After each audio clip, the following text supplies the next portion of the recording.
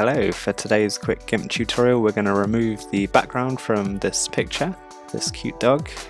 The first thing we want to do is zoom in a little bit. We're going to zoom into 66%. Now we're going to use this tool up here, the free select tool. With this one we're going to trace all the way around the objects. Let's zoom in a little bit more. So try and find the exact edge of the object and just trace a line around it. Every time I'm placing a point, I'm just clicking down on the mouse at the next point.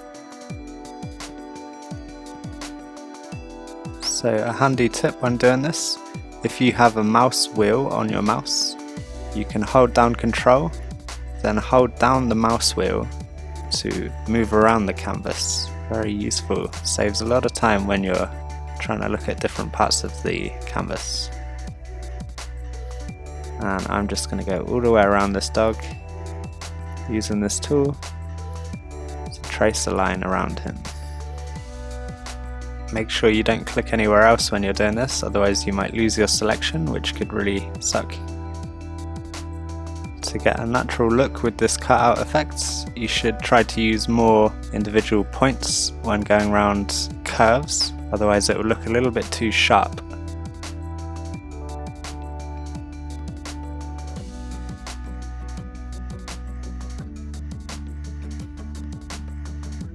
Now if you mess up any points when you're doing this, do not click undo. You can simply go back and click the point you messed up and drag it to the place you want it to be. If you press undo, you will lose everything. Don't do that.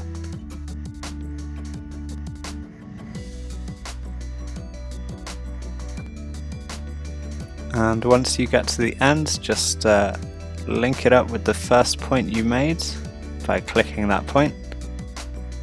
So now we have the selection, which is just the dog, no background. Next thing we want to do is hit select, then invert. Now that's inverted our selection, so now only the background is selected. And the next thing we can do is edit and cut. Then we just have our dog, no background. You can put any background you want on here. Now the next step is saving this image so we can use it with other images, maybe on a poster or on a website, or put it on top of another image, or print it on a business card. The way to do that, we want to first do image and then crop to content. That's just going to get rid of all the empty space around the sides. Now we want to go to File and then Export As, and just make sure it says PNG here. I'm going to save this to my desktop. We'll call it dog.png. PNGs are portable network graphics. If you save as a PNG, it will have a transparency layer. JPEGs don't have transparency. When you get to this screen, you can just hit Export and that will be fine.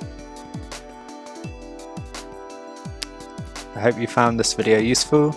Please press like if you did. Thank you very much.